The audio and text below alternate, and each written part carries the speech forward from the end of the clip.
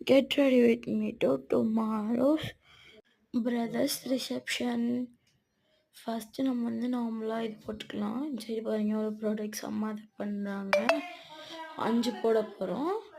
அம்மா வந்து அரிசிலேருந்து தான் வாங்கிட்டு வந்தாங்க. எல்லாம் இது போடுறாங்க. செகண்ட் ட்ரிப் இது வந்து நான் உங்களுக்கு இன்னொரு வாட்டி நல்லா மென்ஷன் பண்ணி போடுறேன். இது வந்து நல்ல ஒரு க்ளோயிங் தரும். லாஸ்ட்டாக நான் போட்ட மாய்ஸ்சரைசர் வந்து நல்ல ஒரு ஃபேஸே ஒரு க்ளோயிங் தரும். கேமராலேயே அவ்வளோ க்ளோயிங் இருக்கும்போது நம்மளுக்கு இருக்காதா? இப்போ அம்மா வந்து 3rd எடுக்கிறாங்க. வாங்க நல்லா ஷைனிங்காக இருக்குது இப்போவே.